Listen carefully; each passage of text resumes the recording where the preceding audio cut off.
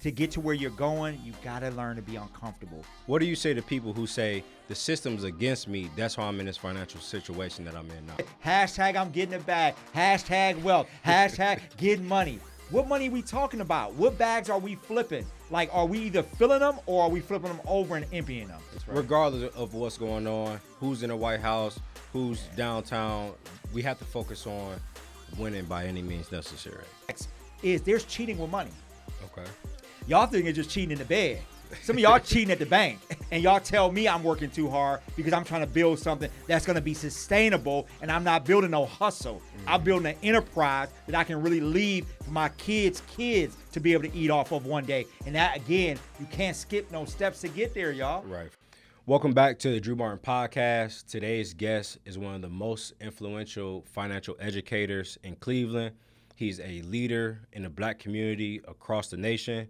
He's a member of Alpha Phi Alpha Fraternity Incorporated. He's built an audience of over 97,000 followers by teaching people how to build wealth and how to avoid costly tax mistakes. Larese Purnell, I appreciate it, welcome to the show. Thank you for having me, man. I'm excited. Look, you had me flying down 77. I'm like, I got to get here, man. Tell me the exit. Let's go. Yeah. And I'm excited to be here, man. It's a pleasure. Yeah, thank you for coming. Yes, sir. For sure. So this isn't going to be the normal educational content. Yes. We're going to be talking about topics that's debated across the country in barbershops and group chats. Okay, let's go. So for the people that's watching, you might agree or disagree with our opinions, but the most important thing I want you to do is I hope this interview challenges the way that you think. All right? You ready to jump in? I'm ready to hit it. All right, cool. So every generation inherits financial habits, but not all generations question them. So today, what's having a bigger impact on wealth in the Black community? Systematic barriers or our own financial decisions? It's a couple. That's a good question. It depends on who you're talking to, how they would answer that. And like you said, healthy conversation is good. So please make sure you chime in. I would love to hear different perspectives. But I always say, depending on where I'm at, it really depends on the feedback that I get. But I would say, of course, we know that we've been challenged not to have the same access as other communities. So we have put our money in banks that have always told us no, and we continue to put our money there. So some of that, I always say, sometimes can be our fault because we got to start to make sure that we put our money back into places that actually will help us do the work that we do. But the other thing is, we don't spend the time prioritizing finances. What do they say? They say by the time in our community that people, if they don't learn to read by the time they're in third grade, what's going to happen to them? That they have a better chance of going to prison. It's a part of the prison pipeline. Right. I say the same thing when it comes to money. If we don't teach our kids by the time they're in third grade, they're going to learn how to spend your plastic. They're going to learn how not to save. They're going to learn to watch your bad habits. And then it's going to just continue to be this generational curse in this cycle that will never stop. And the last thing I'm going to say to you is what I say everywhere I go is the table does not exist in our household. And people say, what is a table? What does that mean? Well, you remember how grandma on Sunday, back in the day, we had to sit there and we didn't leave that table until we ate everything on our, like you laugh because you remember that. Yeah, like you're going to eat them green beans. You're going to make sure you eat those rolls. You're going to eat that fried chicken or that baked chicken or whatever was on the plate, that potato salad, whatever. But the reality is we don't do that anymore. So because we've taken that out of our communities in most cases, we let the kids go get the Chick-fil-A and go up in their rooms and sit on those iPads and sit on those game systems and all that, and we don't sit down and have conversations. So we're not talking about money. Right. We're not talking about putting goals in place. We're not talking about how do we build businesses as a family together. So I'm going to say that I think it goes from both ends because we've seen organizations not do our community right, and it has helped to impact the wealth building in our communities. But again, we got to take some responsibility as well because if you are born poor, it's not your fault. But if you die poor, you got to take some responsibility because it is your fault. For sure. I love that quote, too. And I agree with you. Like, we have history showing us that a lot of banks did redlining, and it may impact some of our abilities to get funding for real estate, which, you know, is like the foundation of generational wealth. That's right. And loans. But coming from where I come from inner city Cleveland, I got out the mud myself. Yeah. And going to East Tech High School, we didn't learn about finances. That's right. But I had the access to the internet, so it was my personal responsibility to educate myself. Yeah. So we all know they say the average American looks at their phone 300 plus times a day. So it's not that we don't look at these phones, because if I ask the average person that's standing in front of me, how many times do you look up that vacation and spend hours figuring out that TikTok? You know what I'm talking about. Sure. So if we're going to go there, let's go there. Yeah. How many times you look up the hottest restaurant that has the viral drink, that has the viral food that you're going to make sure you got to take a bite of so you can post that. So we look at what we want to look at. Right, for sure. So we got to make sure that we convert that time.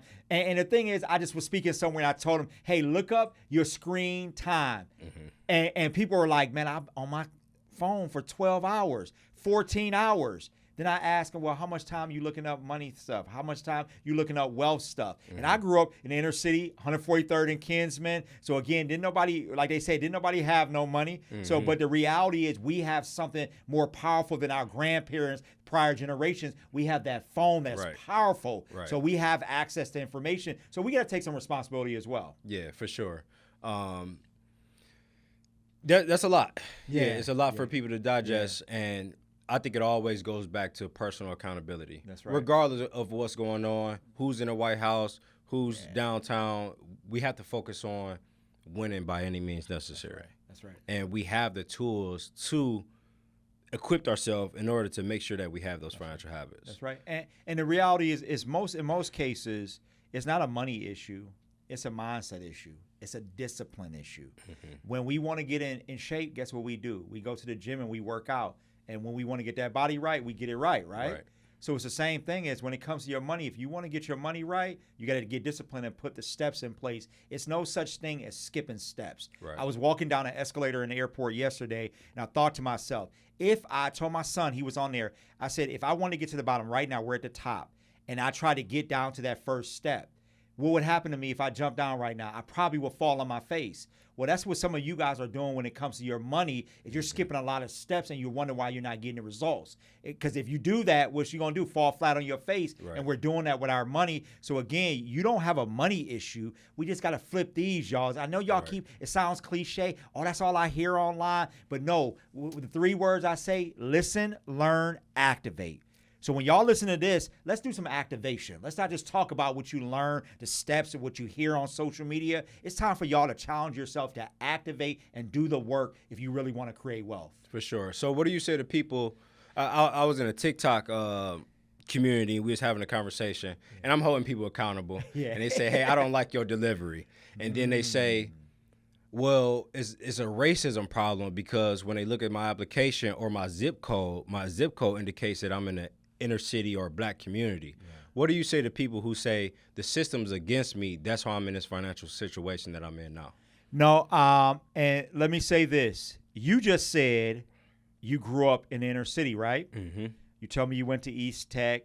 You grew up, and we weren't far from each other where we grew up. Yeah, I'm on Buckeye. You on Buckeye? Yeah. Okay, so you know we was cool back there. You know, I mean, I was from Kinsman, but you know, y'all get it if y'all from Cleveland. Right. But no, so the reality is we both sitting here, and what we did was you just said you got out the mud, right?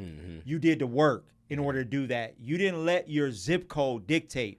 Because your family didn't have no money, because they had bad credit, because nobody owned a house, because nobody owned their own car, because nobody owned their own business, it didn't stop you. Right. You just told me, hey, business is booming, things are going well from you. So you didn't let where you grew up because nobody owned the neighborhood that they claiming, that they getting tattooed on their face, and don't nobody even own a home on there. Right, for like, sure. So let's talk real. And my cousins, my family, I've been consistent talking this message. And the reality is I never let that be, because we should want to be better than every generation. Right. We cannot always say, well, they holding me down.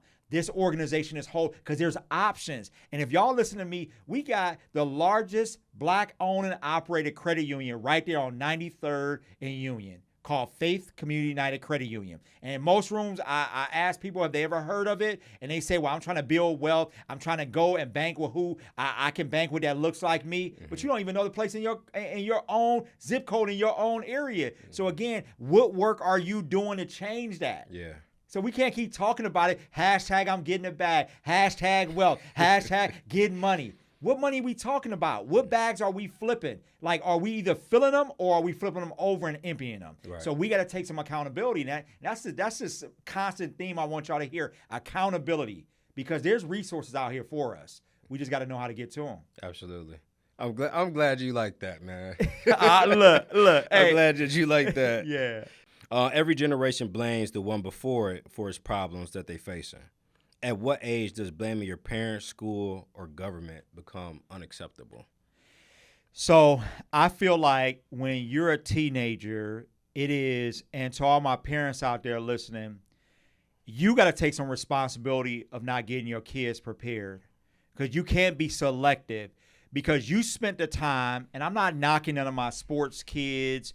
You know, you'll take the time to get them to practice and travel across the country and go watch them play ball and do all that stuff. But you won't take no time in making sure if they don't make it to the league, or if they make it to the league, that they make sure they manage the wealth that they worked hard their whole lives, because you had them at 4 years old playing baseball. Now they make it to, and they get a contract, but they don't even know about money. And then you get mad after 5 years that they go bankrupt, like the average person who goes to professional and play professional ball does. So what I'm saying to you is, while they're under your roof, you have a responsibility to educate them in all areas of life. They don't know what they don't know. And the reality is, you know what the struggle is of having bad credit. You know what it feels like not to have a key to your own house. You know what it is to struggle to put, food on that kitchen table. So again, because I always say the parent, and especially the black mom, is a superhero.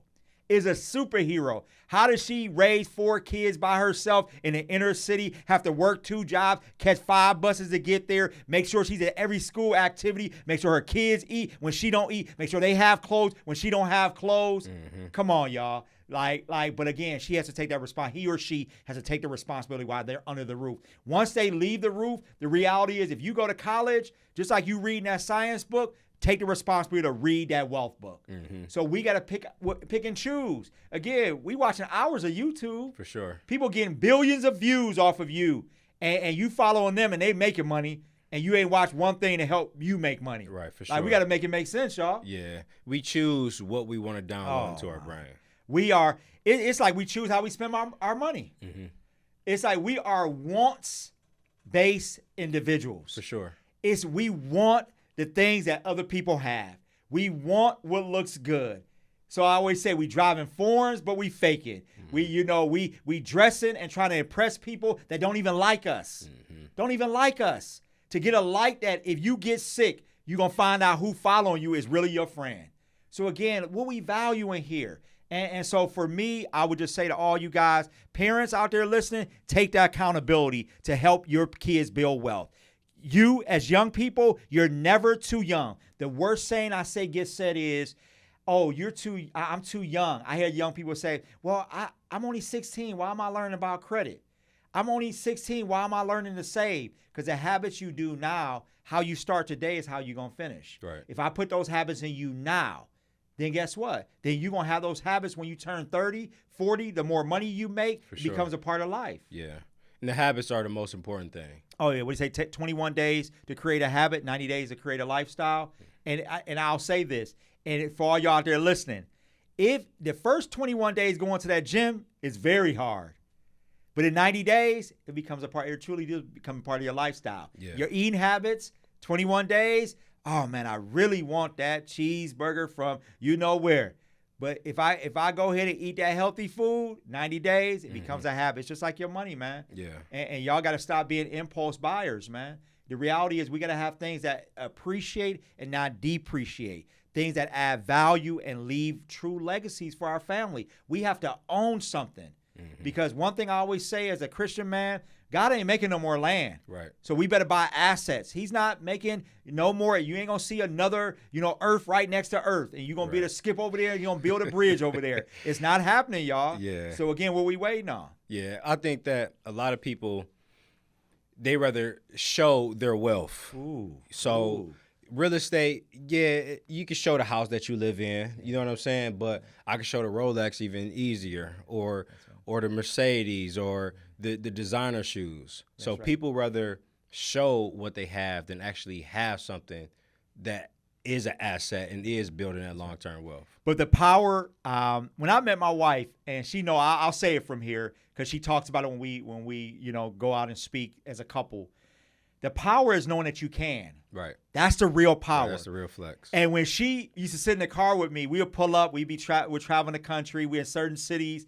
Somebody pull up in a Lamborghini, and in my heart, and I promise, because y'all gonna be like, oh, he brat. I'm not, but I'm gonna be honest. I sit there knowing if I really want that, I could drive that. Yeah. But the real power is knowing that I can. It's not having it. Because having it and knowing that's all you can afford, and then it negates you from being able to really build assets. Because some of us have things. You are driving your future. You are driving your assets. That Range Rover, and again, you got a Range Rover, but you still renting. Yeah. That is the investment, y'all. Yeah. That's the investment. On that trip, that's the down payment on your house. For sure. So again, we got to pick and prioritize as well on what things we should be doing. And understanding, set the goal. So I'm not saying, because some people say, well, Larese, you're always beating us up. You're always beating us up and not letting us understand that we want to live life. I never told you can't have wants, but you got to have margins in order to be able to have those and be able to do that as well. Yeah. So have you always been that way, or was it like, hey, I had to be from kinsman, get some money, blow some money, then learn from my mistakes, or just like, hey, I came into the game ready to ball? Man, no way. I threw I threw a lot of oops that people missed, and I missed a whole lot of them. Yeah. I had a lot of fouls in the beginning. I had to foul to get to where I'm at today. So again, when I grew up, I will tell you though, based on how I grew up, I knew I wanted different though, because I was like, I never want to live like this. We lived in homeless shelters and on St. Clair, on Broadway. I ride past them today as motivation to never forget. When I speak in this city, my wife would tell you I have a tradition. My kids will tell you that I ride past one of them to make sure before I get on that stage that I make sure that I never forget. That's how I got here, and it's somebody out there that needs this information so that they don't have to go through it futuristically as well. Yeah. So again, for me, growing up that way, having times where the only thing in the refrigerator was baking soda. I don't know if y'all remember that box of baking soda. They kept it fresh. Box in the that back. Orange box. And you're like, how long was that in there? But it was the only thing in the refrigerator, and not knowing it, stomach hurting, going to sleep. I knew I didn't want to live like that. And then when I went away to college, I didn't realize that credit cards, you actually had to pay them back. Yeah. Nobody taught me about that. So it's like I got credit cards, that table they had, and you could sign up for 5 credit cards at one time. And I didn't have no money. I had nobody I could call back at home. So those credit cards actually helped me survive in a lot of cases while I was going to college. And what I did was I left credit card with 5 figures of credit card debt when I left college. Yeah. So it taught me a valuable lesson. So I had to learn the hard way. But I realized, though, when I started teaching, I said, well, you know what? I'm going to make sure people never go through what I went through in life growing up and while I was in college and I was young and trying to figure it out. Okay. So in regards to credit cards, there's 2 schools of thoughts. Absolutely. You have your Dave Ramsey that think that no credit cards. Credit cards the devil.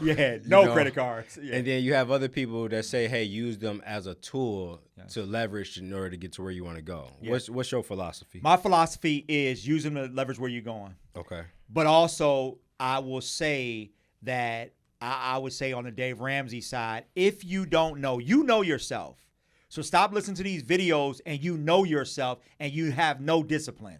And you know you're going to spend those credit cards on things that add no value to your bottom line. You're going to create liabilities. Then you stay away from credit cards. Okay. So be clear, you stay away from credit cards. Everybody else, if you know you've gotten to the point, because people ask me all the time, like, well, why are you teaching the foundational stuff? Because I tell people I deal with clients that make $25,000, clients who make $25 million a year. Yeah. And the reality is, one thing I've learned is that mindset When that mindset is not in place, it don't matter how much. Remember, it's not a money problem. It's a mindset issue. So again, I would say to you, if you know you're not disciplined and you don't have the foundational things in place, stay away from credit cards. But if you're ready and you have the foundation, use other people's money to make more money. Right. So leverage them, but you got to make sure, because the worst thing I could do is give somebody advice to go get a business loan, to get a business credit card, and they have bad personal habits. Right. Because bad personal habits absolutely equate to bad business habits. For sure. So again, if you ain't disciplined, stay away from them, and don't say this podcast made you go apply for them. So from my point of view, I believe that having a cash system. So I like Dave Ramsey's budget every dollar. Yeah. All right. Sure. Every dollar should have a name. Yep. So I think that once people can learn how to financially be responsible with cash, Yes. then we can start leveraging credit. That's right. But like you said, the credit cards and the loans that y'all are using, they have to be to get more money. They can't be to buy clothes or to go on vacation, because that doesn't give you a return on your investment. It has to be to create margin. Everybody out there listening, what I want your goal to be is, we always put steps to goals. I want the goal to be is create margin. Margin is meaning that you have more money than you have bills. It's that simple. More money than you have bills. And if you have margin, the power of that, imagine when you have, let's talk straight. Now, you're going to make me talk straight. Let me sit up real quick. When you have a little money, you walk a little different. For sure. Don't act like you don't. For sure. You got a different swag, right? When y'all walk into work and you got a little margin, you walk through work like, I wish you would today. Yeah. I wish you would. Yeah. Payday. Payday. Oh, people get arrogant. Look. You popping your collar that day, like, sure. Because it does something to you. And the feeling that it gives you, I never understood when my grandmother said peace is more valuable than money. But the reality is money brings you peace. Sure. Like, so when you have that margin in your life, you react different. I feel like it impacts your health. It impacts your mindset. It impacts how you move and the decisions you make. So I would just say, I challenge everybody out there is to have margin in your life. And it's life-changing, man. Yeah. And I'm not saying, because everybody out there is not going to be an entrepreneur. Some people will never be a homeowner. So again, it's like people are like, well, Larese, I feel like you're teaching people against this stream. Well, stop thinking that everybody. Most people, if everybody was an entrepreneur, who's going to work for you? Right. If everybody owned a business, if 100% of people who live in this world owned a business, where are the workers at? Right. Somebody has to work, and most people don't have vision to become an entrepreneur. Yeah. They don't have the work ethic to become an entrepreneur. They don't have enough tears to cry to be an entrepreneur. Yeah. They don't have the wherewithal to stay up all night to be an entrepreneur. 'Cause that's what it really takes, y'all. For sure. And the thing is with entrepreneurship and like being a worker, like our generation, like millennials and Gen Z, we look at working as a bad thing. Like, oh, you got to 9 to 5. And I'm trying to tell people, like, the smart thing is secure your salary and your 9 to 5, and then build the business. Speak it. You know what I'm saying? So what's the thing? It was all over social media. Fire your boss. Yeah. Every time I saw it, I would delete it. Yeah. And no disrespect, if that's your name of your book, name of your company, fire your boss. Because it's bad information. For sure. You got people going to work actually quitting their jobs and have no money in savings, have no money in their investment, and they're losing their house because they fired their boss. Yeah. They started a business broke with no strategy, with no business plan. And then they wonder when I see them in the streets, well, Reese, it didn't work. Well, what was the business plan? I don't know. Who was your market? I don't know. Who was your competition? I don't know. So again, understand. Like they say, you playing chess, not checkers. For sure. It's strategy to it. Put the plan in place before you jump off the porch, like they say. Yeah. So again, it's like I don't believe in that. It's like you know you 2 months behind on your mortgage. You talking about fire your boss. Yeah, because they want a quick come up. They believe that God got me. People love that one. So look, you sitting there on your couch talking about God gonna send me a job, but you never apply for one. Right. Nobody's calling you. Right. Nobody knows that you want a job. It's the same thing. You have to give God something to work with. For sure. You give him something to work, he gonna put his 10 on top of your 10, on top of his 1,000. Yeah. So again, you got to give him something to work with, and I truly believe that. And I tell people because they're like, "Well, Larese, you try to work hard, you try to accomplish things." I say because I give God something to work with. When you sleep, I'm up trying to figure it out. And I've had people tell me before, "Man, you work too hard. You actually show a bad picture of what an entrepreneur should be." And I said, well, ain't none of y'all ever told Jay-Z he worked too hard. You never told Oprah, who owned 15 companies, she worked too hard. Yeah. You never told these big name people, and y'all tell me I'm working too hard because I'm trying to build something that's going to be sustainable, and I'm not building no hustle. Mm-hmm. I'm building an enterprise that I can really leave for my kids' to be able to eat off of one day. And that, again, you can't skip no steps to get there, y'all. Right, for sure. I feel like that a lot of people, they put their insecurities on you. They're projecting on you. You work too hard because I'm really not working hard enough. Man, look. So, yeah, you must have been on my phone call with my mentor. He said, sometime because we're going to talk straight. I'm human. And I love people, man. How people say I'm a people lover. No, I actually love people. Yeah. I love seeing people win. I love giving access to people. I love creating opportunity for people. I love it. I feel like it's a part of my calling directly from God is not to be at the table or be in the room and don't bring somebody else. And I am critical on myself of making sure I do that. But I will tell you that my mentor said to me one day, and you said it perfectly, he said, what happens is the work you do is exposing people to what they're not doing. For sure. Or not willing to do. And what I have to be okay with is, another thing you learn the more you do in life is it's lonely. And I used to hear people say that. I would ask people who have done stuff that where I want to go, and they say, oh, it gets very lonely, Larese. And I'm like, man, does it really? And I'm starting to realize it does get lonely. Yeah. Now I still have my boys, my friends that have been rocking with me, forever. Like they 10 toes down with me. Mm-hmm. But it's a lot of people that I thought would go on this road, went this run with me that I did not expect not to be next to me, not with me. And the reality is, like, the work will expose people because most people aren't willing to work hard and do what it takes to not be average. Yeah. I teach my kids, we don't do nothing average. If everybody comes in from 9 to 5, my son works for me. He just graduated from college. He works at the firm. My son is at the firm at 7:30. My staff gets there at 9 o'clock. I said, one day you will own this. So you will start out how you want people to remember you. Because one day if you become their boss, you don't want them to say you get there at 9:15 when they get there at 9. Mm-hmm. So I said, you have to be there first, and you better not be the first person to pack your bag to leave. And again, so I would just say it takes hard work, man. Yeah. And don't be worried about what people feel like, because you cannot be accountable for how they feel and for what they're not doing. Yeah. And just to piggyback off of that, it's the perseverance. Like, that's people will start the business, they'll stay up some late nights. That might last that during that honeymoon phase. Like, hey, I got my business and my website's cool, but like a year in, 2 years in, like I'm barely breaking even. That's when people get discouraged. Yeah, and the reality is, you again, it goes back to the comment we talked about. You jumped off the porch too early.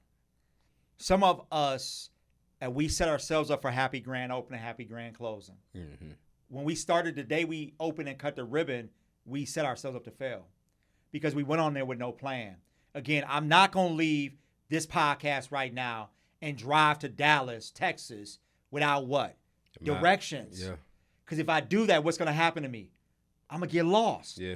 And some of you guys wonder why the business failed is because you got lost because you had no direction and no plan.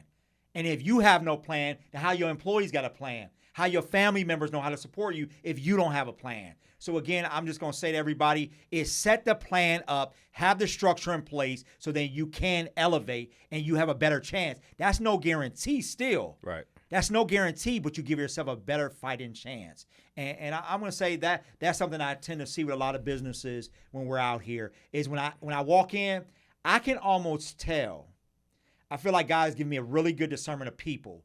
I can ask a couple questions and I know where you stand. Okay. And I can almost say, I can kind of predict where this is going. Okay. Unless you get a viral moment and somebody just do something that turn you all the way up. Yeah. And that don't happen every day. For sure. It's like that's like hitting the lottery. Like I say to people, it usually tends not to work out because you don't have the structure. Because you're like, hey, I can't afford an account. Why you can't afford not to have an account? Not to have one. Because you're either gonna pay now, or you're gonna pay later. But I guarantee you're gonna pay. Yeah. And another thing I want to add to that. So you have the plan. Just say you have your job. People have their job, and then they have their business plan. That's right. I say don't quit your job until you have a proven plan. Like you need to make money Speak it. because everything's not going to work according to plan. That's right. So Yeah. I always say be 1 foot in, 1 foot out. I'll say keep your 9 to 5 until you can't afford to work there anymore. That's right. And just say you make $60,000 on your job. When your business is bringing in $90,000 and you're losing money from your business, that's when it's like, hey, it's time for me to step away from work because I'm losing money being here. That's right. And you'll know in your heart of hearts, what I always say is, again, I can't run from who I am. As a spiritual man, it's something in your gut. Everything starts going wrong. Because what it really is God is removing you from where you need to be. So it's like he's doing stuff. Like stuff just start happening. Like you start not getting along with your boss. Like things just ain't working out at work. And it's like almost a thing like he's now pushing you out. Yeah. And you'll start to feel that. And I'm telling you, you'll know it'll be a thing that, like you said, the proven plan will be working. You're losing money and that sort of stuff will start to happen. And it'll just start to align itself. And some of you guys are too loud in life. So you can't hear nothing. Like everything is like everything around you. You want a lot of people around you. You don't ever listen to people who's giving you advice. It's loud. It's just loud. Yeah. Sometimes you got to get quiet. When I'm doing something and I'm creating something, I'm trying to implement something, I get quiet so I don't miss what he's saying to me. Yeah. And some of you guys, y'all got to know how to get quiet. You don't even like yourself enough to get quiet. Yeah. I listened to his name is Dr. Wayne Dyer. He does like self-development. And he said God's only voice is silence. Ooh, speak. Yeah. Speak. So sometimes you do need to remove yourself from particular situations and people and the distractions in order for you to actually hear and understand what your next move should be. That's absolutely right. So I'm getting ready to speak at InvestFest, and then they call me back and say, we want you to do it 2 days. And so right away I said, what I'm going to do is I'm going to go away for a week because I can't have the day-to-day distractions because I know anytime God gives me a stage like that it's an assignment. And what I can't do is abort his assignment. And because I feel like he'll take the opportunity away from me, that if those people are there, I got to give them something that's going to help change their life. So I know I can't do that on my own 2 feet and my own power. So I need to really go away, get quiet, get silent, and let him tell me what I need to be teaching. So it's times like that in life when you open that's a big decision, leaving your job and you have kids and you have a family that depend on you to open a business. And you doing it and you ain't never heard nothing. You have not talked to a mentor, not talked to somebody in the industry. You've not went to a course about that industry, but you say you're going to be the best. Right. You're going to be the best with no information? Hopes and dreams. Yeah. So it got real quiet because y'all know what I'm talking about. For sure. No. So earlier you had mentioned that you expected more people to be where you are throughout your journey. Do you ever experience like survivor's remorse? Yeah, I'll tell you, it was when you first start off, you always think that everybody around you, they gonna go to the end with you. And the reality is that's not even, why God says seasons in life. And even in Cleveland, we got 4 seasons. Seasons are meant to change. And they have different impacts in your life. Because guess what? In the winter, you're going to put a coat on, right? You ain't going to put that same, that Canada Goose on in the summer in Cleveland.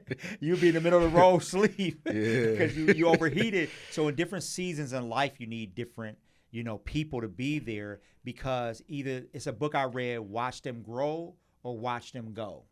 And the reality is everybody can't go with you.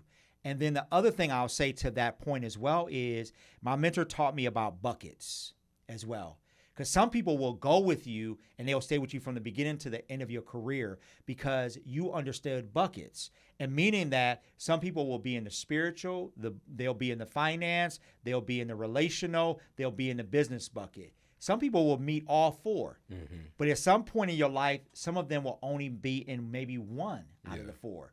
And then now you're okay because now you've evaluated the relationship and you know where they stand. Mm-hmm. So now you don't get discouraged because I used to sometimes man, why won't they, this is my guy. He got to do all this with me. Yeah. And I realized he wasn't ready for this bucket. Mm-hmm. And he never asked for that bucket. But he want to be my boy and he going to ride with me. And if any, he going to stand with me. If I really need somebody, if I got sick right now and my wife got stranded, I can trust him to go get my wife and bring her to me. Yeah. And he's in that bucket. Mm-hmm. But he might not be in the business bucket. And I'm okay with that. So I would say, because I used to be hurt about that. Man, I want to see my I want to see my people roll with me. Right, for sure. And I started looking around me. I'm like, I got all new people around me. This is weird. Yeah. Then I started to feel just to be honest, am I failing them? Has God grown me in some areas and I left them behind? Did I do something wrong? I felt like they're supposed to take advantage of this stuff with me. They're supposed to travel the world with me. They're supposed to meet all these different people with me. Yeah. And, and I realized that just wasn't what God's will. And the people that are supposed to be there will be there, mm-hmm. but then they also will be in different buckets in life, and that's okay. Yeah. I like that bucket analogy because when I think about my life, there's friends that I can go watch the Browns game with, but then there's friends that I can pray with. That's right. Or I can talk about money with. Yeah. Or we can go play basketball with. That's right. So it's great to compartmentalize relationships. That's right. Because if you try to bring somebody into a bucket that they don't want to be in, then that's going to impact your relationship directly. Oh, it has. And I try to do that to all my friends. I can say where I'm guilty. I wanted them all in every bucket. Yeah. But I didn't realize that I was doing that to the relationship. Mm-hmm. And I realized some of my guys, I'm like, hey, man, we got men's, at church. We got men's Sunday. Y'all got to be there. Bring y'all family. Oh, man, you got to bring your wife to church.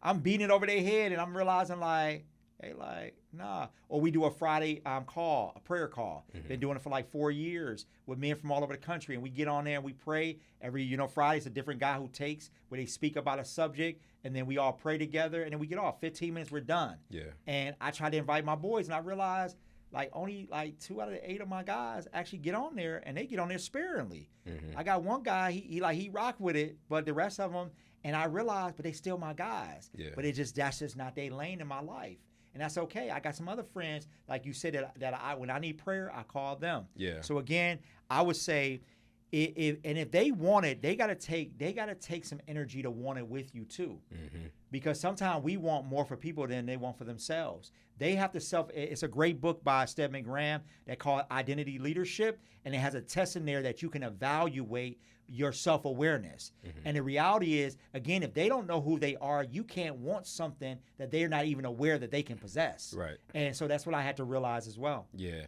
Well, how do you do that as far as your financial success? So you might be able to afford to go to Marble Room when somebody else is on Applebee's budget. Yeah. How do you navigate friendships in that capacity? Yeah. So what I believe in is exposure is a good and dangerous thing. Think about this. Oh, you went to some trips and you've had a good time at that trip, and you never gonna go beneath that trip. Mm-hmm. Would you agree? Yeah, setting the bar. You set a bar, right? Because you've been exposed to it. Once you get exposed to it, it's no going back. You laugh, but I'm telling the truth. Yeah. You oh no, I'm gonna wear this, and I ain't wearing nothing less. I'm gonna eat this, and I'm not eating nothing less than this. And it's the same thing with your friendships. Sometimes you got to realize, again, you got to understand what the relationship is and what your responsibility to the relationship is. Okay. If I know my guy, he just ain't used to that, hey, bro, come with me. I got guys I've taken to the Cavs game, and you realize they work a good job. They make decent money every year, and they're like, man, I never sat this close to the floor. Now these guys, when I come to the Cavs game and we not with each other, I'm like, they all sitting right next, because they all you had to do is one time, Larese. Yeah. And once you expose me, I was willing to work the extra hours. I was willing to do what I had to do to make sure I sat here because I enjoyed this experience. So everything, and then too, understanding everything ain't for everybody. Mm-hmm. Everybody don't enjoy going to the Cavs game. Everybody don't enjoy going to the Browns game. Everybody don't enjoy doing certain things or traveling or whatever the case may be. But if you my guy, what I'm going to do is if I have access to it, I'm going to give you access to it. And then you figure out, what you want to chew on and spit the rest out. Because you might say, hey, Reese, I want that more. One of my guys was like, I want to own a franchise.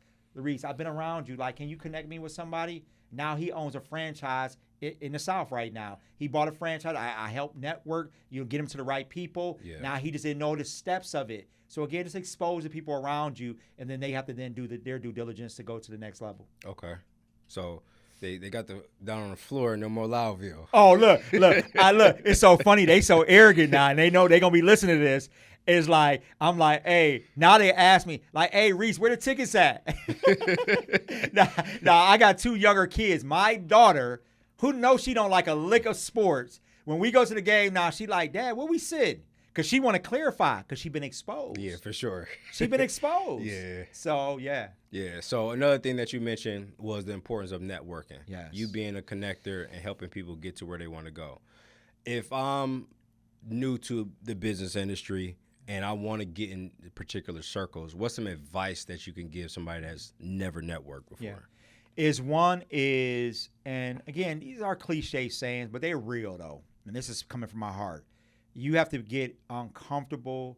You got to be comfortable with being uncomfortable. So it's like people tend to only like to do the things they like to do. And they like to go. It's like back when I'm dating myself, I was a little kid. My grandfather used to watch a show called Cheers, where they say everybody knows your name. Yeah. And you got to stop wanting to go to the corner spot or going to the place or going to church where everybody know your name. Yeah. They know your name, so it makes you feel good. In order to get to where you're going, you got to learn to be uncomfortable. You're going to go in some rooms where nobody knows you and you don't know anybody. And so, but that's how you know you're in the right room. If you keep going in the same rooms and everybody knows your name and you're trying to build something, you're absolutely in the wrong places. Yeah. And that's how I evaluate when I go places now. It's like if I walk in and I'm like, oh, man, who are all these people? Then I know I got work to do. It's time to go start shaking some hands. And you got to walk in confidence and know who you are. And again, I can't run from who I am. We put God on a budget. He don't have no budget.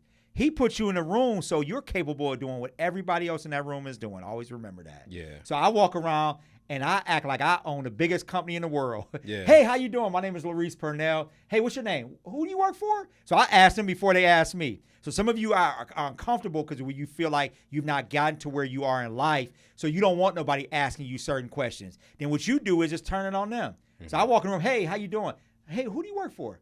Oh, are you from Cleveland? And they start telling me. And one thing I realized about successful people, they love to talk about themselves. For sure. Oh, my goodness. Yeah. I've been around some billionaires. I love them if they watching. I love you guys. But they going to tell me a story every time I need some advice. Yeah. So I got to hear. I know I'm going to hear the story.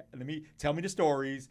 So I would just say to you, go to rooms and go to places and look up places that are about your industry. Mm-hmm. So if you're doing things in the credit industry, well, why are you going to things that have to do with cars? Mm-hmm. Like, why are you going to things that have to do with the hair industry? You're in credit. Like, why have you not been to a conference that has to do with credit? Yeah. If you're in accounting, how have you not been to a conference that has to do with accounting? If you're in technology, you get what I'm saying. Go to places where are people that are like you, that you can learn from, because nothing you have created, I've said this a million times, is new. You just haven't met the person who's done it before you. Yeah. So again, it's like, stop thinking you got the most unique idea that you're in the credit industry, right? Mm-hmm. Are you the only person who do that? Nope. Are you the first person who did it? Nope. I'm in accounting. I'm not the first, and I'm not going to be the last. Right. So the reality, somebody's done it better than both of us, and we can learn from them. So again, push yourself, get out there. And the last thing I'm going to say about that, when God gives you access to a table, he didn't just give you access. Once he gives you access, he then gave you an opportunity to create access for others. Yeah. And I take that very seriously. When I go on a board anywhere in this community, anywhere in this country, what I always say is I make sure, and Cleveland, you know it in this city, if I'm on a board, you will absolutely see somebody that I know on that board by the time I'm done. Yeah. Because my job is to get people. I'm going to shout him out. I called DJ Mill back in the day. I was going on to the YMCA of Greater Cleveland's board, And I called him. I said, hey, man, I want to get you on this board with me. And he was like, on a board? What would I be doing on a board, Larese? I said, I just want to get you at the table because I want you to see where the decisions are being made. And I remember telling them, and they asked me, like, so what's his background? People didn't know he was an educator in Cleveland Heights. And he was also a DJ. And I said, well, he's out, he's doing a lot of things with the community. I think he'll be a great community voice for us. And they didn't believe. So the reality is, don't worry about who they are. You know the value that they bring to that organization, but it's our job and responsibility to make sure that we pull somebody with us. Yeah. If you're the only one and you feel good about being the only one at the table, you got a problem. Yeah. And you need to get out the way because you are definitely in the way. Yeah. And the reality is because we have a responsibility to make sure that we give access to others that look like us so that we can keep changing our community, because decisions are being made at those tables about the people and about the people, around the people, and impact the people that we love every day. Yeah, for sure. So again, I take that very seriously if you can't feel my passion. Yeah, for sure. And that's a great thing because, like you said, you're a connector and you putting other people on. The big thing is with you have a brand and your name means something.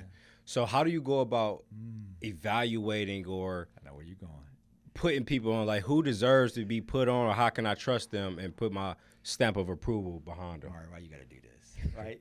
Well, he's starting stuff now. Look, no, but that's real. So no, but the reality is, I'll say this to you, is you do credibility means everything, because the day that person messes it up, they mess it up for everybody. Yeah. The day I mess it up for everybody. I mess it up for a lot of people, because there's a lot of people that trust our community because of me. Yeah. I'm telling you now, I know it. Big Like, responsibility. they would not do business with a lot of us if I wasn't at the table. I am forcing them and pushing them. And yeah, you heard me say the word force, because some of them did not care or did not know. It wasn't that they really didn't care in some cases. They just didn't know how to do business with us. Because just like we are uncomfortable doing business with other communities, they feel the same way. Why we think that's different? They don't understand us like we don't understand them in some cases. So I would just say to you is, before I put somebody in a position like that, because I learned that the hard way. When I first started, it was just like, I want to put everybody on. Everybody show up to this meet. And I look up, I would get calls from organizations. I'll never forget this one. I took about 25 to 30 entrepreneurs downtown to an organization. I won't say their name. And I wanted to give access because I knew there was about $200 million worth of business coming to the city of Cleveland. I took these 25 to 30 entrepreneurs and I had them tell them all the opportunities so they could see how their businesses fit within it. And I told them, hey, we're going to have a follow-up meeting. Within a week, this organization's leaders called me and said, you got to do a better job of evaluating who you bring in the room.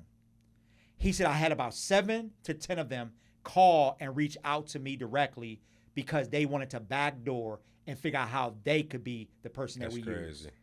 And so they don't realize they messed it up for everybody. Yeah. Because it took me a year and a half to get another meeting like that again.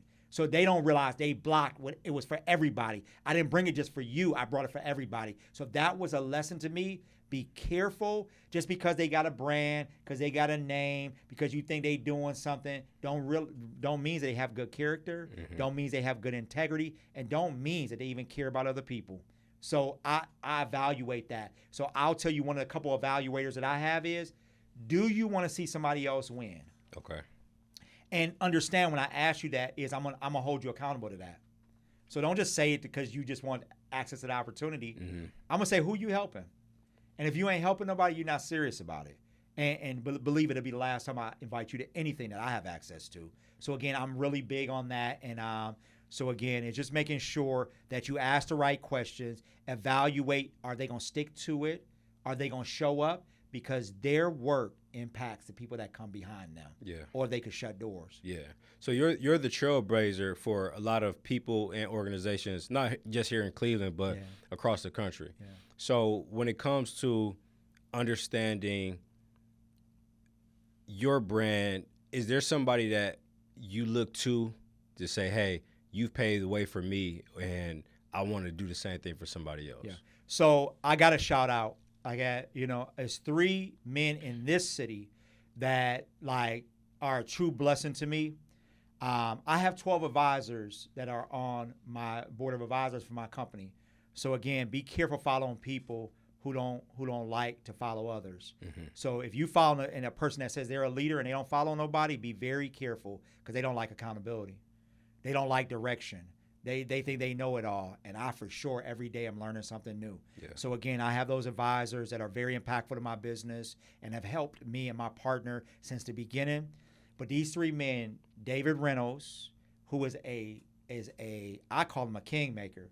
Like this dude, like literally has been such a blessing in my business.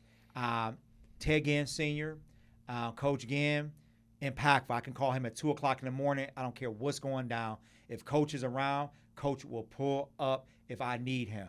And then Randy McShepard put me on boards when didn't nobody know my name. He would say, hey, I need you to go on this board. And I would be like, well, I need to go on this board, man. What does this have to do with me? Mm-hmm. And I realized he put me at tables at organizations that were making change in our community, and he wanted me to be a voice. He felt like I had a voice that could be impactful. And because of those guys, I literally, it's not even an option, Mark. Like, think about it. When we grew up, mm-hmm. It was black men who owned Parker's Barbershop on 143rd, Snack Shack on 143rd, the Sunoco that used to be there back in the day, the McDonald's that's now a Family Dollar, the Save More. Yeah. It was the black manager there that let me put groceries in people's trunks so I could make a couple of dollars, when I ain't had no for you. Remember that? Yeah, for sure. Look, we just grabbed the bag. I was just telling somebody that the other day. Look, and Save More. Hustle, Finance and Tops, that's right. Man, come on. You know. Buckeye Plaza, for sure. Look, so we did that, and those are the guys that looked out for me. So I have a I don't have an option. I have a responsibility to make sure that I'm doing that for somebody else. And so I take that very seriously, but you asked the right question. I still got to be careful because sometimes you really don't know who's around you for a reason. And that's kind of scary, man. Yeah, it's tough. Like, and it didn't start to happen. And my wife, like and God will give you a good woman too. And they will be your eyes when you don't realize. Because my wife can be around and she's kind of a laid back person, but people know she's very, very real. Yeah. Grew up on 105 in Superior, like graduated from Glenville, but she's real. Like I always tell people, always meet her and be like, oh, she real. Yeah. But she's a very loving person, but she'll kind of nudge me like, kind of slow down on that. Okay. Because she might see something I don't see. And then I feel like God will give you those second set of eyes to be able to see, things that might be your blind spots. Yeah, okay. Yeah. People been telling like younger people, follow your passions or follow your dreams. But a lot of the times they end up going to school for degrees that they can't get jobs in or that dream ends. Mm-hmm. So do you believe that follow your passion or should they do something that actually makes them money? Yeah. So that's really good. So people don't realize I went to school for pharmacy. I did an internship when I was at Bowling Green at a place called Food Town in Toledo. It's their big grocery chain. And hated it. Y'all hear me? Hated it. I was back there counting pills like, oh, I hate this. And I'll never forget, I said, I can't do this. My whole career mixing these chemicals. And I was big into chemistry, organic chemistry, every math you can think about. And I was good at it, but I hated it. But guess what? My family, because nobody had no money, oh, you're going to make great money. You're going to make great money. You got to do that. You got to become a pharmacist. And it was right before I was getting ready to graduate. I was my junior year. The pharmacy program added on a business program where it was a collaboration. You get to do a degree. Okay. I took my first business finance class and fell in love like it was my side chick. I was like, I'm in love. I don't know what to do. And I started, because it was still numbers. It was just like, oh, I love it. I could present. I could like have my personality. It was like heaven on earth for me. I was like, oh, I found what I love. Took a couple more classes. I'm like, this is it. Found a mentor in it. So all I'm saying to that to say is it's a balance. Okay. It's a balance. But I do believe in that saying, if you do what you love, you'll never work another day in your life. Mm-hmm. And I believe that when I go down and now I decided to get my accounting, and finance degree, went back and got a master's in accounting taxation. And I'm going to tell you now, 10 years later, I just celebrated 10 years this past year of my firm. Every day I drive into my parking lot and I go into my garage downtown, I'm still smiling. So I get to do what I love, but I still make great money because I'm doing what I love. Yeah. When you love it, it never feels like work, so you'll work more hours. When you just making money and you hate your job, you're going to keep quitting jobs. You're going to end up leaving the industry. You're going to be the first one to leave out the door, and you're not going to be happy. Yeah. And what you're going to do is realize that you're only in it to pay the bills. And it's like being in a relationship with a woman that all y'all doing splitting the rent every month. Yeah. You don't like that. So why you acting like you like the job like that? So I'm just talking real, man. Yeah, so, for sure. Yeah. So speaking of, being in a relationship and being with a woman, just paying the bills, society's view on dating and gender roles has changed. Oh, my goodness. Yet, there's still particular expectations that we have for each other. Yes. So do you believe that couples should do 50-50 or men should pay all of the bills? Yeah. No. Is if we are one, and Mark, I just got to be real, man. I'm a Christian guy. Yeah. So I believe in the word, and the reality is we cleave and become one. So why we only become one when it comes to certain areas? Yeah. Like y'all gonna be selective. It's like, oh no, we gonna become one when it becomes I'm moving to your house, so it's our house. This is ours. This car, this is ours. And it's like we gotta stop, treating it like my money is mine and your money is mine. Mm-hmm. Like it doesn't work that way. Like to me, it's like if we're trying to get goals and accomplish something together, how can we accomplish the same goals if we're going in two different directions? Mm-hmm. So if why am I gonna wait until we go buy the house to find out you got bad credit? So we gotta wait till we go to the bank to find out you got a 525 and I got a 780, and we talking about this is ours? Yeah. Like you ain't do the same level of work as me. So it's like to protect each other, because also, and we can unpack this next, is there's cheating with money. Okay. Y'all think it's just cheating in the bed. Some of y'all cheating at the bank. So look, now y'all about to really we about to get dogged on this one. Into that. Look, we about to get dogged on this one. I'm telling you, they gonna get us, Mark. They getting us. Yeah. But no. So I would just say is we have to be willing. It's no 50-50. Like it's in my relationship, it is we're all in this together.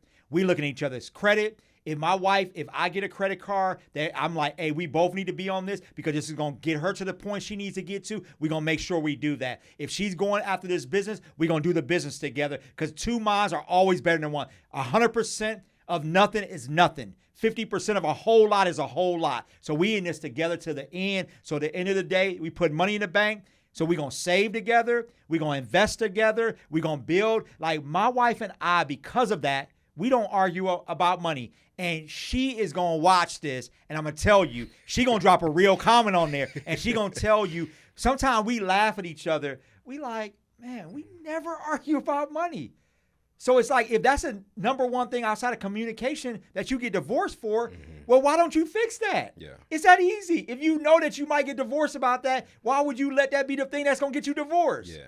So what we did was when we started our marriage, we said, okay, what you got in debt? Okay, let's go ahead and work together, get that down. What you got, where your credit at? Let's get that together so we can make sure. What you got in savings? Well, let's do this together so we can make sure we get to this goal together. And I'm telling you now, like, we have to find things to argue about. We don't even know what to argue about. Why you ain't give me cookies and cream ice cream? Like she like, what all they had was vanilla. I wanted cookies and cream, because we don't know what to argue about. Yeah. It'd be the stupid. That's my side of the couch. Like, why you sit on my side of the couch? Like, I'm being funny, but I'm being serious. It's like we don't argue about that because we prioritize it together and we're on one accord about it. And some of you guys don't realize, stop borrowing money from your spouse. How do you owe your wife $20? Crazy. That's crazy. We were out with this couple, and he was like, I'm going to go ahead and use my card for this, but you just pay me back when you get paid Friday. I'm like, the reason why she got to wait till Friday is because she has no savings, because y'all got two set of goals. Pay me back Friday? That's crazy. So now your wife owe you like a bill collector? So what if she don't pay you back Friday? Now y'all going to argue on Friday? Right. What we doing here, y'all? Yeah. So again, y'all might agree or disagree with me. Put your money together, build together, because the advantage, the quickest way to get rich, I always say, is 2 is always better than 1. All day. All day. Mm-hmm. Why we acting like the equation don't work? The reason why most people, and fellas, don't kill me on this. Fellas, it ain't just fellas, it's women too. It's because you want to do what you want to do when you want to do it. Yeah. Women too. Y'all want to do what y'all want to do when you want to do it. And the reality is, if we operate on 2 different levels, well, guess what? You didn't realize you could have found out she was cheating 2 years ago because you just saw those hotel rooms on your account. You didn't know because she had her own account and her own credit cards. Like, again, when I counsel couples, like, I find out, and it's like, well, they've been taking care of a whole nother family. Yeah. You don't even know how you married to somebody for 15 years, you don't know what they make. That's crazy. How? But y'all building wealth. Now, what you doing is you helping each other empty the bag, not build the bag. I don't want a woman that's helping me turn the bag over. I want her to understand how to fill it with me. For sure. So when do you have that conversation? You know, like, is it like particularly in the dating stages, or at what point should we sit down and say, hey, this is what I have, this is my credit, this is where we want to go? After about the 2nd, 3rd date. Okay. What y'all waiting on? That's soon. That's very soon. What you waiting on? Because believe it, a woman after the 1st date know if you potential. Okay. Yeah, absolutely. Oh, she knows. Yeah. Facts. You'll know when she don't answer your call. Some of y'all know that feeling. She didn't answer that call. She ain't like you after the 1st date. Yeah. Do you think it's different depending on where they are in life? Like, hey, a 21-year-old out of college dating versus a 31-year-old. That's a great question. So the reality is, again, you're never too young. You're absolutely right. I probably wouldn't ask a college student, like on the 2nd date, what's your credit look like? Because y'all probably ain't thinking about it at the level you should be, but you should be. But as you start getting into, like, my son, in the senior year, he got serious, young lady he'd been dating for a couple years. They had to start talking about money. Because now there's a potential that you might be my wife one day. Mm-hmm. And I want to know before we get married, even being young, that you ain't broke, that you don't have bad credit, that you don't have bad spending habits, that you're not going to be the person that's going to hurt me versus helping me. So again, I do think that, but the older you are, I really do believe that you don't have to dive in and say, tell me exactly, show me your credit score today. Mm-hmm. But you can say, well, as you asking, because guess what y'all will ask? How many kids you want? Well, you don't realize those kids cost. For sure. So how you not going to talk about money? You asking for the most expensive investment in your life. You asking, you care about how many kids they want, but you won't ask them enough to know if they can afford those kids. Mm-hmm. It's the same conversation to me. And you better be able to have that. So again, have that conversation. So my wife and I'll never forget, we were at Nightown. I'm going to tell y'all our story so I can get free. Y'all can get free. We were at Nightown right there in Cleveland Heights. That was where we had our 1st and 2nd date. We actually ended up going there for like a whole week and a half. And we shut the restaurant. We laugh about this. We were in there, and they would close the bar, and we would stay. They would let us stay in there till they clean. Because again, after the 1st day, you know that this person's potential. We just start talking about everything. And it's how you start is how you finish. If you're going to be secretive in the beginning, you're going to be secretive in marriage. Right. So when we talked about it all, we talked about what we didn't like, what we liked, who we've dated, what we, things we learned from those datings. Not dogging nobody, but talking about what we learned so we could be better. Yeah. We talked about, like, what struggles we were having. She told me about her 28 credit cards she had. 28. Y'all hear me? 28. Well, she was like this. That boy was all the way down the row. I was like, how many do you have? So, no, seriously, though, she talked to me about that. But she also told me I have great credit because I pay all my bills on time. She never missed a payment. So she had a good credit score, but she had a lot of credit cards. And so all that being said is it was a good conversation. And I think because we dealt with the first most difficult thing up front, it made everything else easy. Yeah. It made it, because that's the most uncomfortable thing. Like, oh, I only got like $16 in my account. Like, I hope this card go through after I pay for this meal. Yeah. Like, that's the most uncomfortable thing for most people is the money. Yeah, so should that determine how far you or how serious you should take someone? Yeah, so that's a great question. The reality is I do think there's a thing, because I got a daughter, so we're going to talk straight.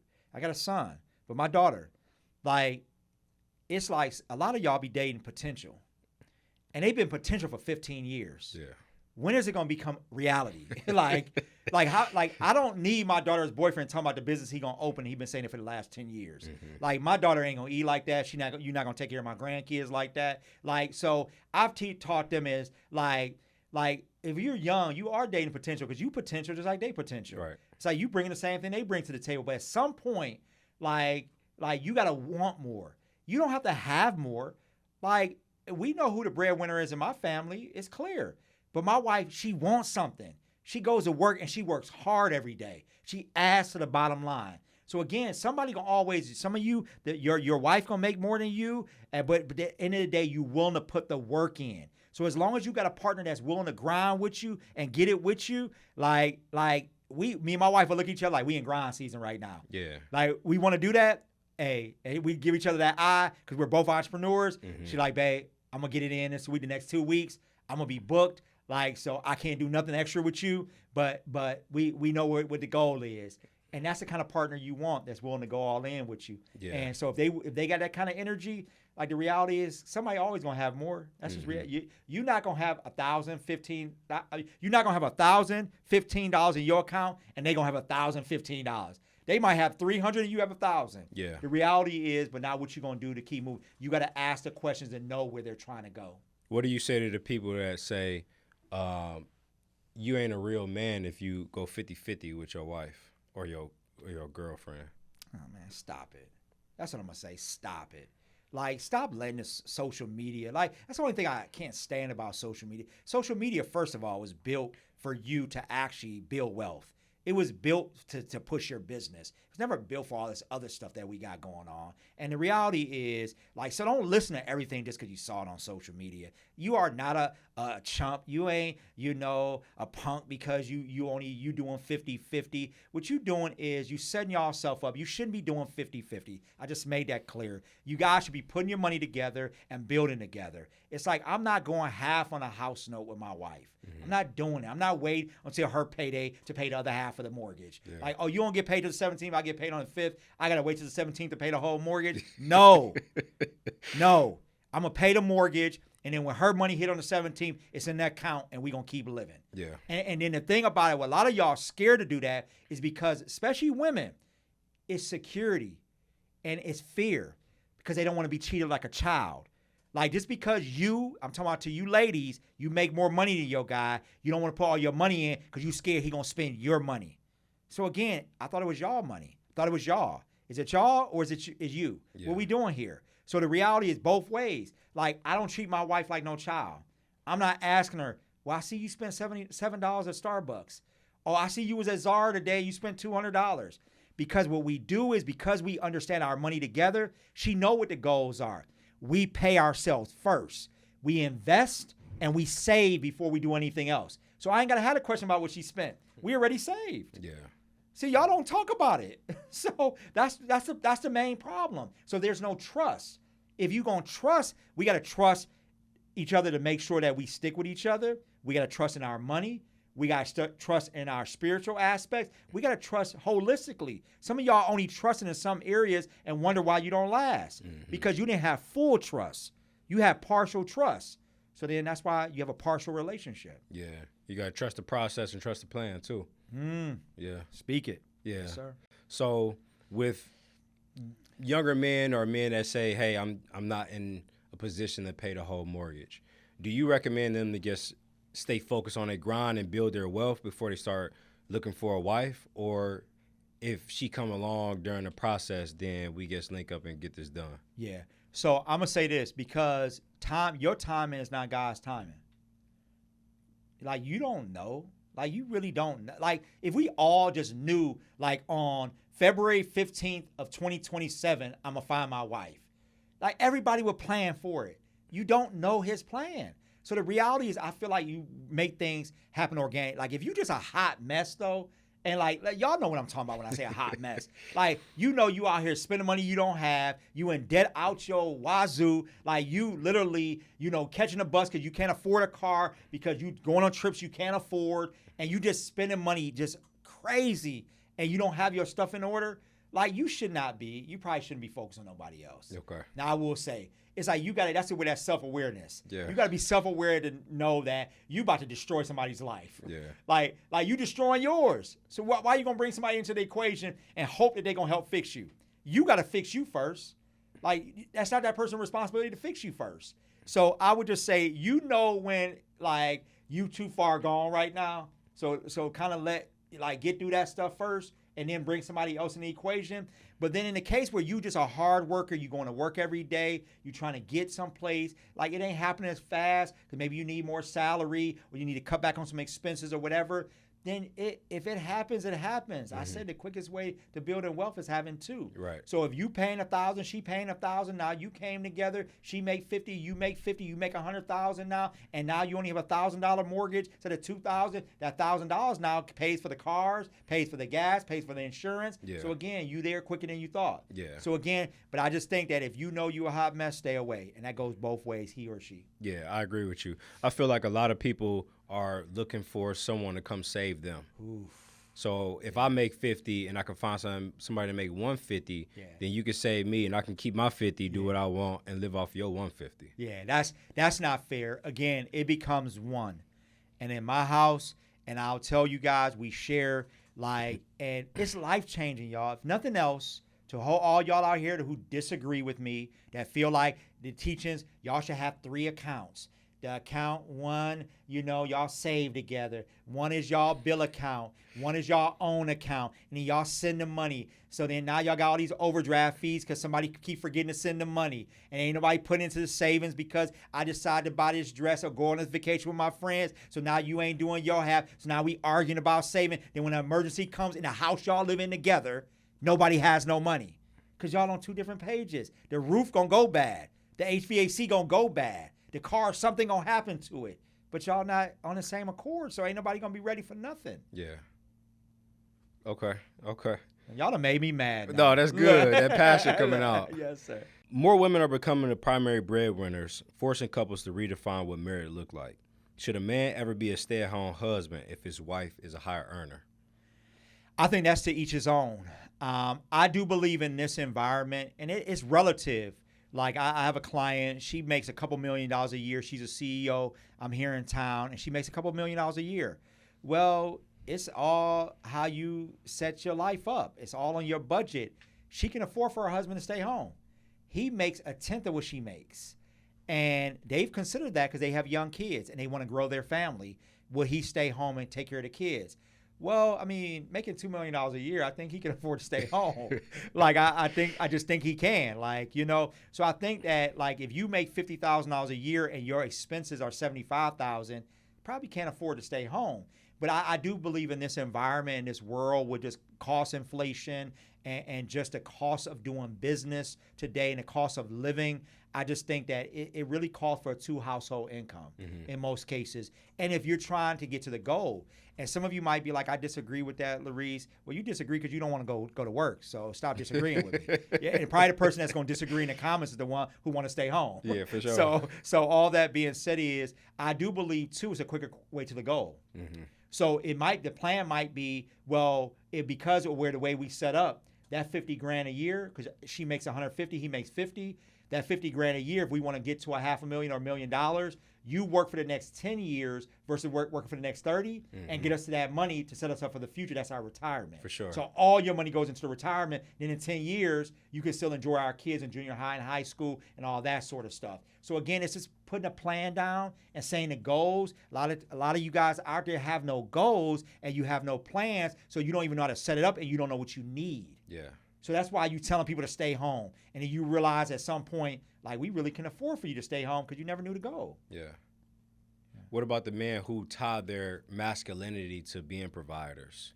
Yeah, so, man, get over it. Get over it. Get over it. The reality is, if God told me today that you're never going to work another day in your life, I still leave my house. Let me be clear. Hey, woman, you know who I'm talking to. I still lead this house. I'm still the man of this house. And it's clear, if you worried about money being the masculine, that creating that masculinity that you're talking about, then you got some other problems. Yeah. Because the reality is, she married a man, and she should be clear that's a man. Your daughter know that's a man. My son know who the man in the house is. And he's a man, but he knows who the man of that house is. Yeah. He knows who the leader of that house is. And so the reality is, that's how you carry yourself. That's how you like put it down every day in other areas that create that so they're clear on who you are. So my wife wants to be led. So if you got a woman that like treating you like a boy, that's probably not your wife. Yeah. I'm sorry. Like, I didn't say divorce her now. Like, I didn't say because she been trying to talk to you like you a kid, but you know what I mean. Like, it's clear, man. They know when they know, like they say. Yeah. And everybody in my house, even my dog, Jet, bark to that, you know.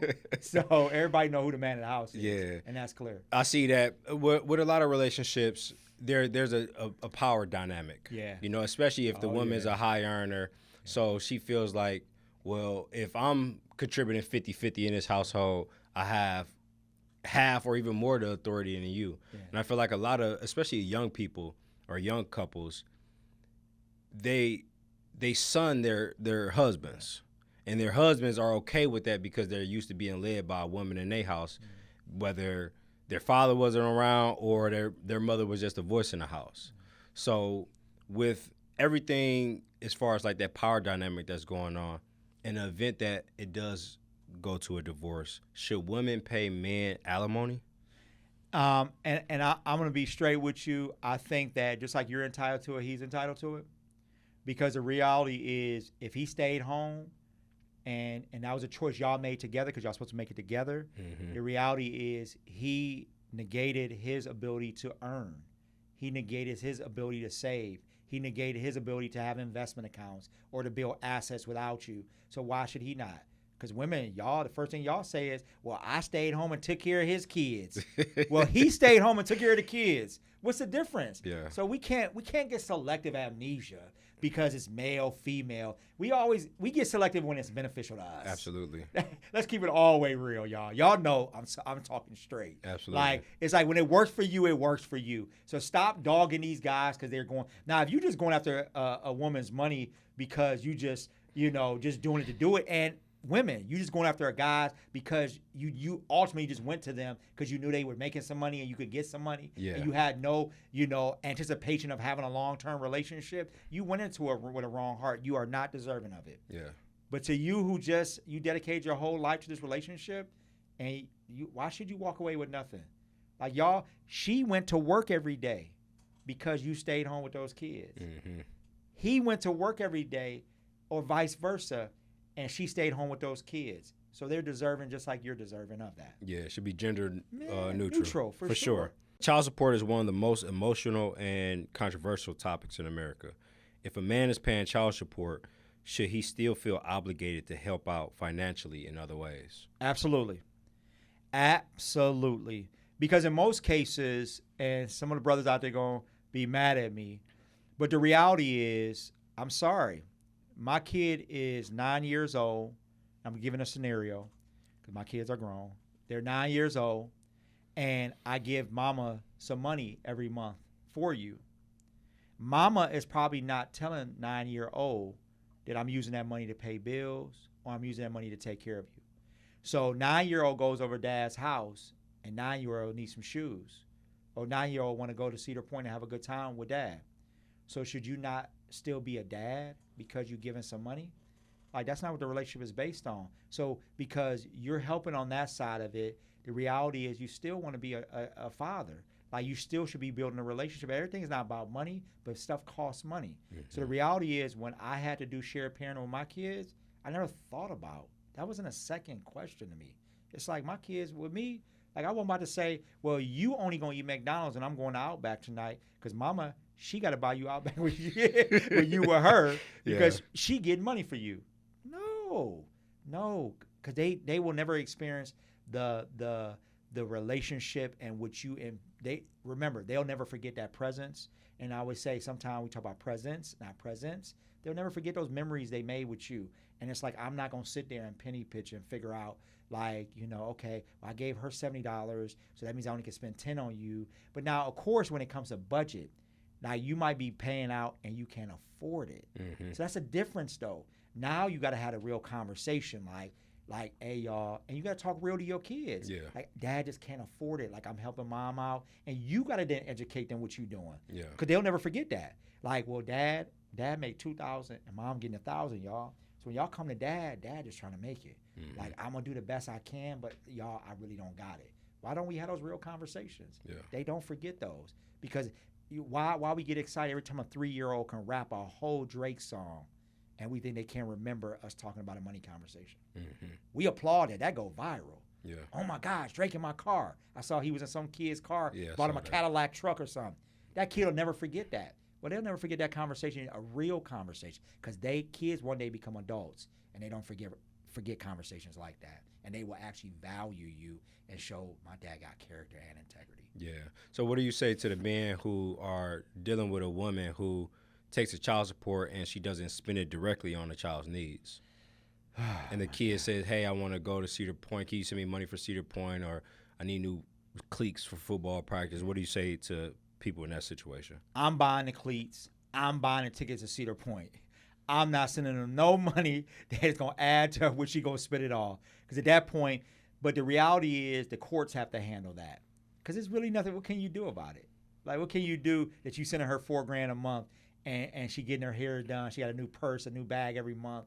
Or she get driving a G-Wagon and your kid sitting up there looking like a sloppy little kid and had a haircut in 3 months, wearing some old shoes, but she fly to death. Yeah. Like, what can you, like, so you going to let the kid that has your last name look a mess just because you're giving her $4,000 a month? Yeah. That's still my seed, man. I don't care. It's like, I don't care what I'm giving her, what she's not spending. Now, that's where the courts get involved. So let's stop trying to take stuff in our own hand and understand the process.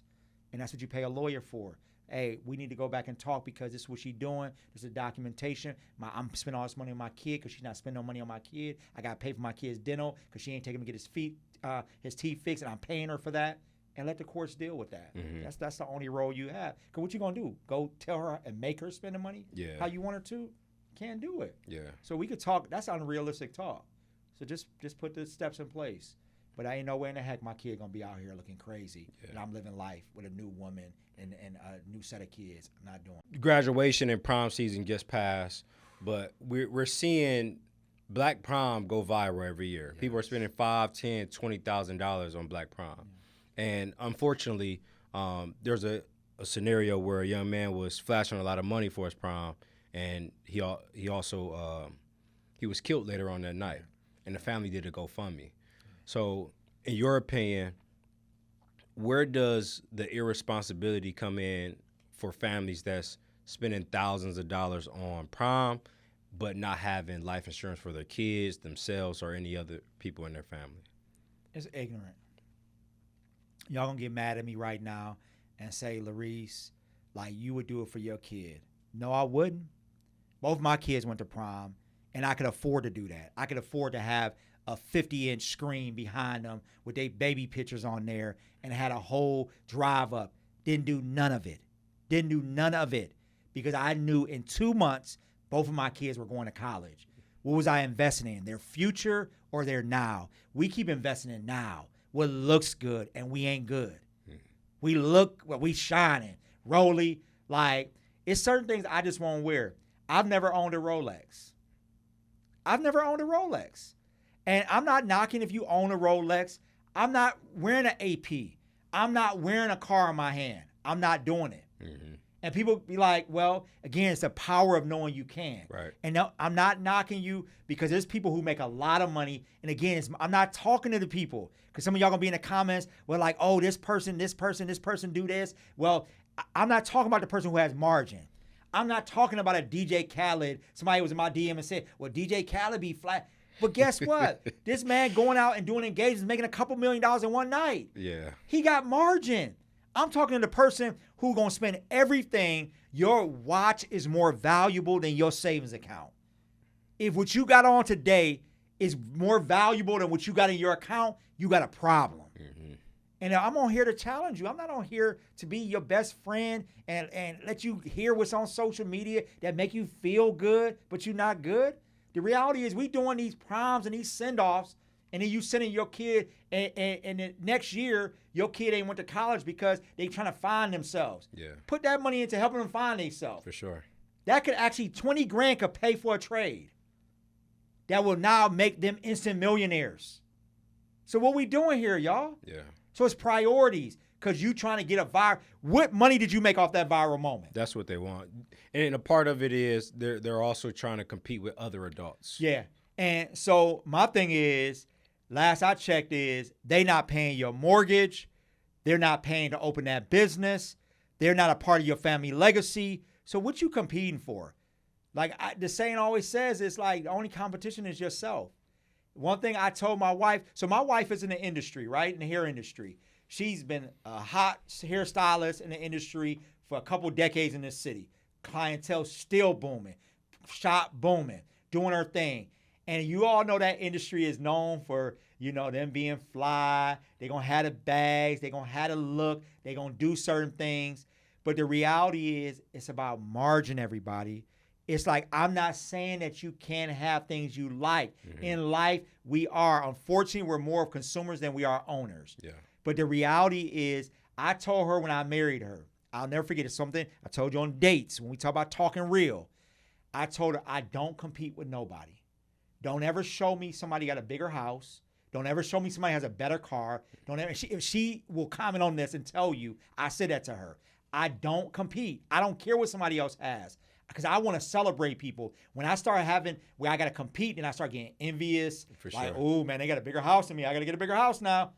Now I'm comfortable where I'm at, and the reality is my mentors taught me how to live like no other, so you can live like no other. Now Dave Ramsey says, live like no other, so you can give like no other. Yeah. Because like at some point, you got to change the narrative and start thinking about how to be a blessing to other people and not just yourself. So I would just say, everybody out there, like, stop trying to do that because you're not making no money off that day. You just spend a lot of money that you'll never see again, and then you trying to figure out why your kid asking you to help pay their rent a year later because you didn't set them up for success. Yeah, for sure. We talked about a lot. Yes. We talked about a lot. I always like to close my podcast with the same couple of questions. First question is, if you can give the 18-year-old version of yourself advice, what would it be? Mentorship. I didn't have, if my father walked in here right now, Mark, I wouldn't know him. Never met him a day in my life. And mentorship now starts at a young age. Having somebody to guide you that can give you advice about stuff they've already been through. Because then I don't have to have bad credit. I don't have to get in credit card debt. I don't have to be with the wrong person. I don't have to sleep with multiple people. I don't have to do crazy stuff. I can learn not to do that stuff, and that's more valuable than money, man. Yeah. Because if I ask all y'all to close your eyes that's looking at this right now and say, if you could have all the money you wasted back, where would you be today? That's deep. Yes, sir. Yeah. Next question. Every great conversation leads to another great conversation. So if you could nominate one person to sit in that chair to be on the Drew Martin Show, who would it be and why? That's a great question. Oh, my goodness. Got to be local? Preferably. I'm going to tell you somebody that I respect. And he wouldn't call me his mentor, but I've been speaking into his life a long time, and it would be who you wouldn't expect from me. But I have a lot of respect for his work ethic. And he came from a whole other side of Cleveland than me, but we connected, and it's like my wife's little brother. It's Ray Jr. Okay. And I'm going to say why. Because he's in a different industry to me. I told you guys, wouldn't expect me to say that. But I've watched him, and I get to see when he puts his vision, he gets it done. Like he gets, and I respect people who actually have good work ethic, and that's willing to do what it takes to get it done. So when he said, Larese, I got this movie coming out, when he first started, I watched him like do the hard work when nobody would invest in him. He's like, I got to figure this out myself. And I watched him do that. Then he went to his second movie. Then he went to his third movie. Like, to me, that's work ethic, man. Yeah. And I respect people who are willing to do the work. And again, it's a lot of people out here that they look good, and most people thought I would have said them, but what you see ain't always what you see. Yeah. And the reality is, I've watched him do that, and now he's gone to Atlanta, and he's created, and he's always looking to create something, and he's created some good stuff, man. And I always call and tell him, man, I'm proud of you, man. Yeah. And I said, like, I treat him like a little brother. So I'm very proud of the work you're doing, and and I always tell him, he know I'm never coming to his parties, and he listening. He know that ain't my stilo. Yeah. So he don't invite me to the parties. He like, I know you ain't coming, big bro. I know you're not coming. Yeah. But the things he need me to come to, I support him. And he always, if I'm in Atlanta, he pull up on me. I don't care. We go eat breakfast together, and we really talk. But I'm just proud of guys like that really didn't have a lot, but have done the work to try to get to where they're going. And he gives back to a lot of kids, and people don't know. Mm-hmm. They see some of it, but he actually gives back to a lot of people, and we talk about that all the time, and I know that work he's doing as well. So yeah, okay. Well, we got to make that happen, Ray. You see it. Let's make it happen. Yes, sir. Last thing, I've learned a lot. I'm sure my viewers learned a lot. Tell them where they can find you online. Find me on all social media platforms at Larese Purnell. And you know what? Do me a favor. If this encouraged you, one, drop a comment, but also send me a DM. Y'all don't realize, like Martin, send him a DM sometimes. When you're doing the work, sometimes encouragement is important. Yeah. Y'all don't realize what it takes when you're trying to build something and do work. Just that sense of, man, I see you. I hear what you're saying, and it's really been impactful in my life. Hit Martin up. He has had some great episodes. Like it's work. Yeah. Like it's work doing this work, y'all. So encourage us, as we encourage others. We all got to lift each other up and hold each other's ladder. Yeah, for sure. So another great episode of the Drew Martin Podcast. You can follow us on YouTube and TikTok at the Drew Martin Podcast, and then you can find me on Instagram at Martin the Credit Doctor. Other than that, tune in to the next one and stay safe.